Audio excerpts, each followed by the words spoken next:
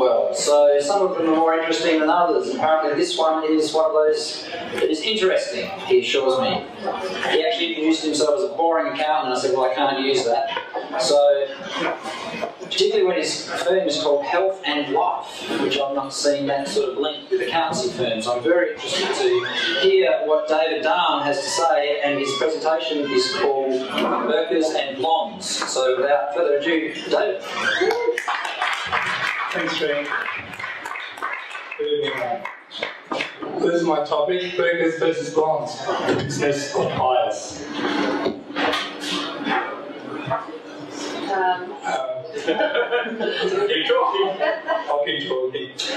What I'm going to be talking about today is how we are enabled bias in the decisions we make, consciously and subconsciously. I would have thought that slide would move, but I'm a bit stuck here. Our company, Health and Life, there you go. We basically provide accounting services to the healthcare profession, and I'd like to draw attention to my letters next to my name. In fact, many, many years ago, an Indian doctor said to me, you know, David, you have to work 110% harder than the white guy. I'll tell you what, he was absolutely wrong. You have to actually work 410%. Anyway, we've been running a successful firm, and I really believe in giving back. So I've actually sat on the board of the Thunderbirds. We sponsor the biggest state league club in netball, and really big on promoting health and financial literacy in the community. I'm also involved in the Australian campaign and foundation here in the state. Why am I here? Basically, I had a few employees we need to recruit, and I asked a simple question. What did people say to you when you decided to join this firm? And I said, why would you want to work for an Indian? I was quite horrified. I went, ouch, that hurt. And I wondered why this has been a problem. And basically it's because a lot of Indians have been turning up, and what our ideas of Indians, they drive taxis and they do 7-Elevens. Back in the 70s, my parents were doctors from the UK, trained, couldn't make laws, and it was a different world. They were your local family doctor. So what did I do? I basically decided to stick myself on YouTube and let everybody know, hey, I've got an Aussie accent just like me.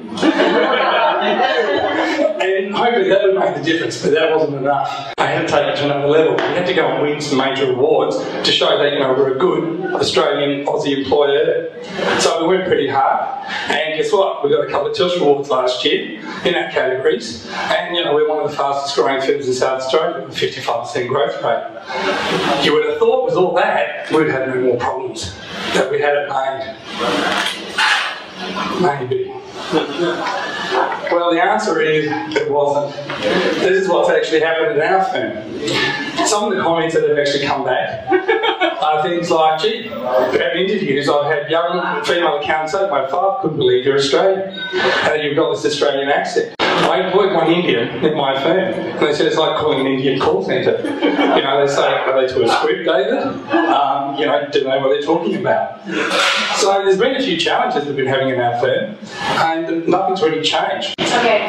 Perception is a really big thing. If you see a Ferrari on the road, you wonder who owns it. The first thing that comes in your mind might be, it must be a drug dealer or a hedge fund manager. Here's a picture of a blonde girl there. Where do you think she's from? What's her background? She's Aboriginal. Another issue here about the pill. I had a Catholic trainee doctor got rang up by the client, yelling at a young 16-year-old girl for not, you know, for having unsavoury practices. Anyway, he basically starts yelling at her. He starts yelling at me, saying, David, I only will speak to a higher order. And he said that she shouldn't be basically getting this pill. Appearances are very important. Did you know that if you're good looking, you'll be paid an extra 10% more? So there is research that's out there that, you know, looks do matter. This is how we make judgments. So let's give an example. If you're in a retail shop and you needed to actually buy some clothing, would you rather be served by a woman, a sales assistant wearing a burqa, or a blonde woman that's serving you? Think about it. And what's the reality? The reality is a lot of people would not buy from the sales assistant wearing the burqa, and business goes broke. And not only the blonde hasn't got a job, the woman hasn't got a job, and the owner hasn't got a job. And therefore it's anti-business. So then what do? We then go and hire the blonde. And then we get accused as employers that we're going to go to jail because of equal opportunity. That we're not, we're being sexist and we're just hiring pretty people. And that, you know, we're recruiting from down there and not up here. So we can't win as employers. So I ask the question, who's really doing the discriminating? Is it the employer? Or is it the shopper? Is it you? And the reality is that our own actions, our own behaviours is what's driving the decisions we make. And it's our own biases that have an enormous role to play subconsciously, and we don't realise it. There are positive sides to biases. We used to have men driving trucks now. The mining companies prefer women. Do you know why? They're easier on the brakes, they're easier on the tyres, these trucks last longer. In consulting, all my clients are saying they prefer female accountants. Why? Because they're more empathetic.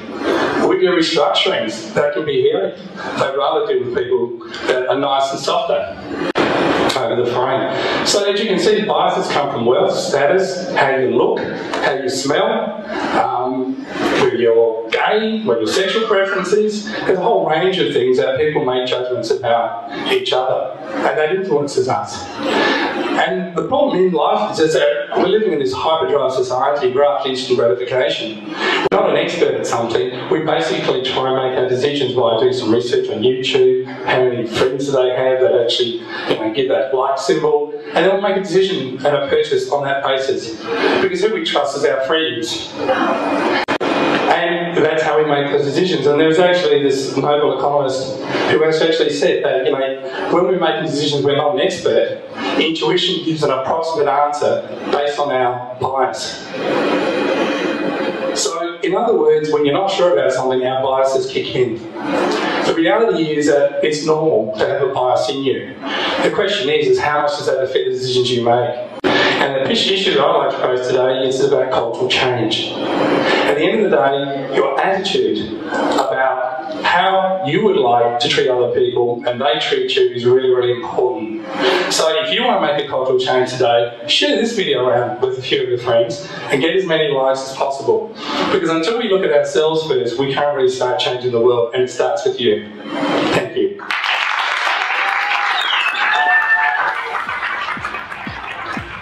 So who have you met here tonight that has inspired you so far? I must admit, just watching Vin sort of stand up and speak, why didn't that blow you away, this Chinese guy that comes up with the biggest Aussie accent? It's a bit of a confusing night, and I'm sitting out here talking, and people probably feeling the same way about me. But look, Vin standing up there and saying, go out there and give it a go, do what you love, he's absolutely on the money on that. And I guess I've got a personal connection with his story, because he's an accountant and he studied it and didn't find his passion there. And it just shows you can just do anything you want. It's just got to basically put your mind to it. So what would you say to people out there who are thinking about doing a Pecha Kucha? Just get up there and give it a go. What do you got to lose? If you're on the ground, there's only one way, and that's up. If it works for you, you never know where it can take you. You never know who you can meet. I'm already meeting quite a few people already, and they all want to have a side chat with you about something, and opens a lot of doors. All right, David, thank you, and we'll leave you to meet some more people. Thank you.